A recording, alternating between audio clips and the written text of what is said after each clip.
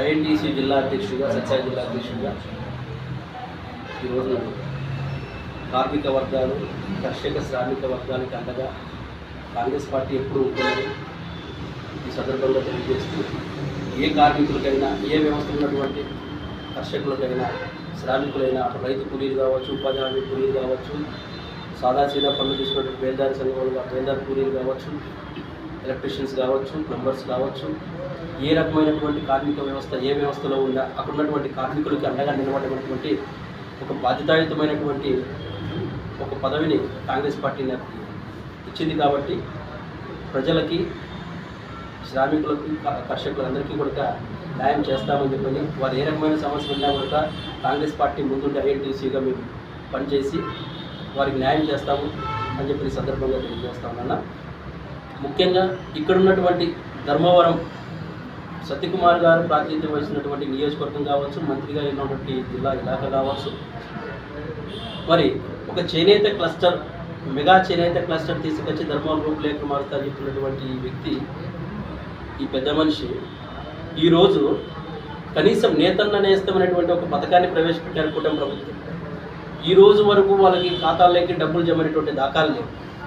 ఈ రోజు వరకు కూడా దీనిపైన పలుమార్లు ఒక కాంగ్రెస్ పార్టీ నాయకుడిగా కావచ్చు, ఐఎన్టీసీ జిల్లా అధ్యక్షుడిగా కావచ్చు, ప్రజా సంఘాలుగా కావచ్చు, బయట ఉన్నటువంటి సిపిఐ సిపిఎం ఉన్నటువంటి మా సహచార మిత్రులంతా, ఉద్యమాలంతా కావచ్చు, ప్రతిరోజు రోడ్లెక్కి వాళ్ళ బాధితుల పక్షాన్ని నిలబడి నెత్తి నోరు కొట్టుకొని అడుగుతూ ఉన్నారు, ఎప్పుడు పడతాయని. సాక్షాత్ కలెక్టర్ గారి సమక్షంలో అడిగితే కూడా నిర్లక్ష్యమైన ధోరణిలో సమాధానం వస్తుందే తప్ప వాళ్ళ ఖాతాలోకి డబ్బులు జమ దాఖలు.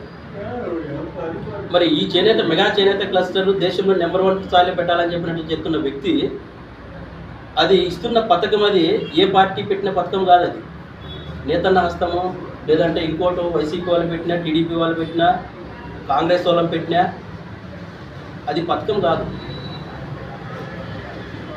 రేటు గిట్టుబాటు కాక వాళ్ళు ముడిసరుకు రాయితీ కింద ప్రభుత్వాలు ఇస్తున్నటువంటి రాయితీ అమౌంట్ లెక్క. గతంలో 600 ఇస్తానేటోళ్ళు మరో 1000 రూపాయలు చేసినారు. కాలక్రమేణా అది 2000కి వచ్చింది. ప్రతి నెల రావాల్సిన డబ్బుల్ని జగన్మోహన్ రెడ్డి గారు ఏం చేశారంటే 24,000 రూపాయలకి 25,000 రూపాయలు జమ చేసి కరెక్ట్గా సంవత్సరానికి ఒకసారి దాన్ని ఆయన పథకం పేరుతో చేనేతకు డబ్బు ఇచ్చిన మాట వాస్తవం. సంవత్సరానికి 25,000. సో ఏ పార్టీ ఇస్తున్న పథకం కాదు అది. కార్మికుడికి, చేనేత కార్మికుడికి ముడిసరుకు రాయితీ కింద ఇస్తున్న ప్రతి నెల ప్రోత్సాహం ఇస్తున్నటువంటి డబ్బులు అది. మరి ఈరోజు వాళ్ళ శ్రమని, వాళ్ళ కష్టాన్ని, వాళ్ళ జీవితాన్ని దోచుకునే విధంగా ఉంది. ఈ రోజుకి వాళ్ళ ఖాతాలో డబ్బులు పడ్డంలే. ఎటు తీసుకుపోతున్నారు ధర్మవరాన్ని? ఇంత బలమైన వ్యక్తులు నియోజకవర్గాన్ని ప్రాతినిధ్యం వస్తున్న కూటమి నుంచి కూడా ఏం ఉపయోగం వచ్చింది?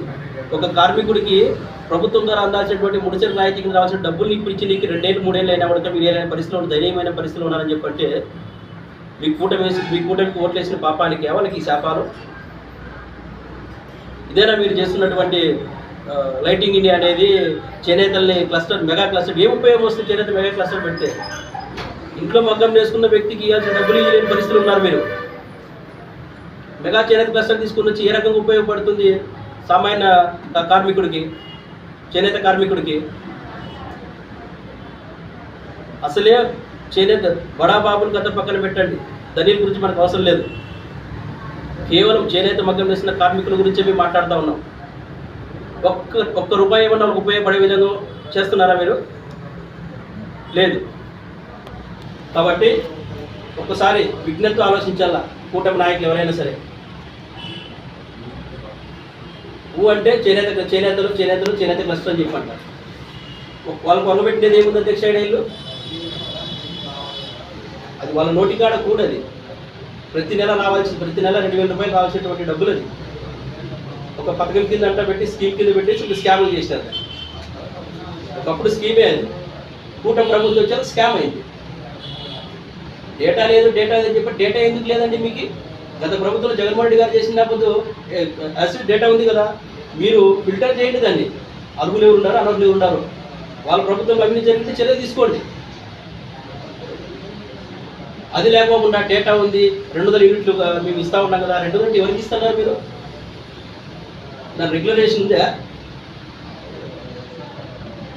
తండ్రి పేరు మీద కరెంటు బిల్లు ఉందని చెప్పంటే తండ్రి బతుకునేదో తండ్రి పేరు మీద ఉంటుంది, అది మన సాంప్రదాయము. కొడుకు మకం వేస్తుంటాడు, తండ్రి పేరు మీద బిల్లు ఉంటుంది కరెంటు బిల్లు అని చెప్పంటే దానికి దీనికి సంబంధం ఏముంది? కంపల్సరీ ఇచ్చి తీరాల్సిందే కదా. ఇవన్నీ కుంటి సాగు. ఈ రోజుకి పూర్తి స్థాయిలో మీరు ఇచ్చిన 200 యూనిట్ కరెంటు బిల్లు కూడా ఇంప్లిమెంటేషన్ కాలేదు.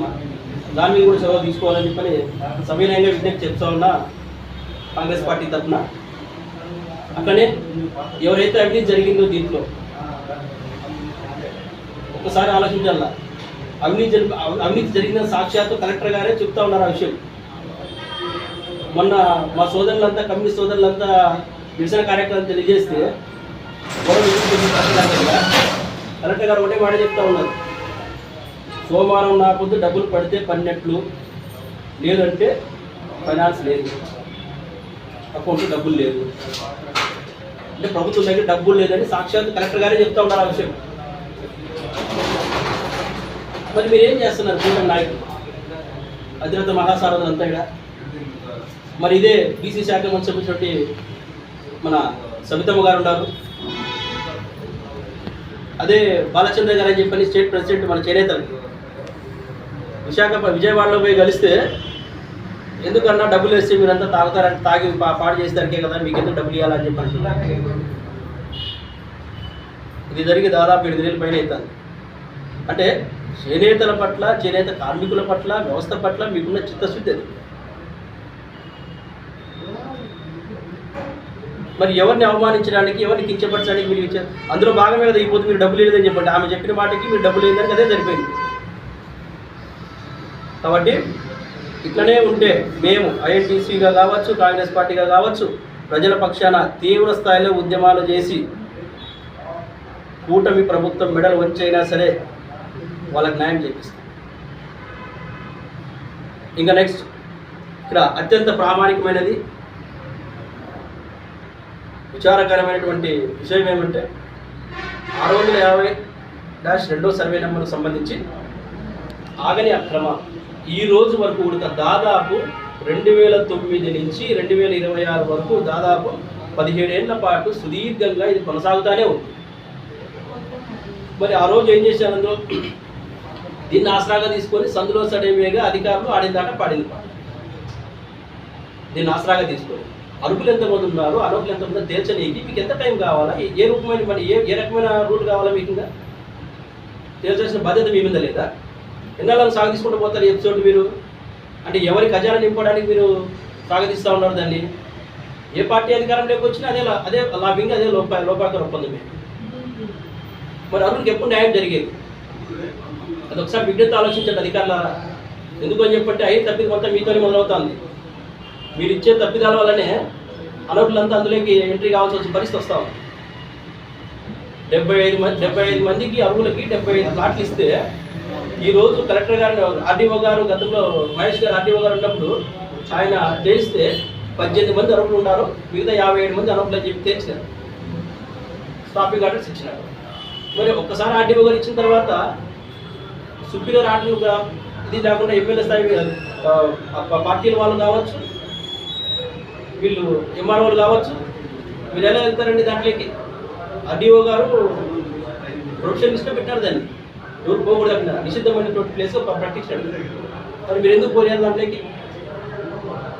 ఎందుకు ఈరోజు అనర్హులంతా ఇల్లు కడతా ఉన్నారు? మరి నేను చెప్పిన బాధితుల పక్షాన మేము కూడా కలెక్టర్ గారి దగ్గర పోయినాం సోమవారం గ్రీవెన్స్లో. కలెక్టర్ గారు స్ట్రైట్ ఫార్వర్డ్ ఒకటే చెప్తున్నారు, వాళ్ళు వినడం లేదు కాబట్టి 144 సెక్షన్ పెడుతున్నామండి, మేము ఇమ్మీడియట్గా ఇంప్లిమెంట్ చేయాలని చెప్పి ఆర్డీ వారు కూడా రిఫర్ చేశారు.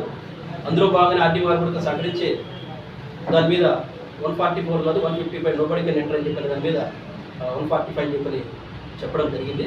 లెటెస్ట్ ఇంప్లిమెంటేషన్ ఎంత మాత్రం కింది స్థాయి అధికారులు అమలు చేస్తారని చూస్తున్నాము. లేని ఎడల వీరి తరఫున కూడా ఈ ప్లంబర్స్ అండ్ ఎలక్ట్రికల్ అసోసియేషన్ సంబంధించి ఎవరైతే ఉన్నారో వీళ్ళందరి తరఫున కూడా కాంగ్రెస్ పార్టీ తరఫున వీళ్ళంతా కూడా ఉద్యమించి నిరసన కార్యక్రమాలతో బాధ్యత న్యాయం జరిగేంత వరకు ఎంత దూరం అయినప్పుడు న్యాయం చేస్తాము. ఆల్రెడీ కోర్టులో రకరకాల వివిధ స్టేజ్లో అది కోర్టులో ఉంది. కోర్టు ఆదేశాలు లెక్క చేయరు,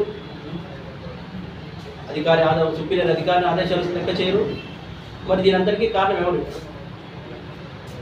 ఒకసారి ఆలోచించండి. ఇది ఇంతటితో ఈ ఎపిసోడ్ ఆపేయండి. 17 ఏళ్ల పాటు కంటిన్యూ చేస్తూనే ఉంటారు. లేదంటే సంబంధించిన అధికారులందరినీ కూడా పోటీకి ఇస్తాం. దాంట్లో ఎటువంటిది లేదు. ఎవరైతే తప్పు చేసినా, ఏ అధికారి అయినా సరే, అది ఏ డిపార్ట్మెంట్ అయినా సరే, ప్రజా వ్యతిరేక నిర్ణయాలకి సహకరించి ప్రజా వ్యతిరేక నిర్ణయాలు చేశారని చెప్పంటే కంపల్సరీ కోర్టు ద్వారా శిక్షలు పడేటట్టు కూడా చేస్తామని చెప్పి ఈ సందర్భంగా కాంగ్రెస్ పార్టీ తెలియజేస్తామని. జై కాంగ్రెస్, జై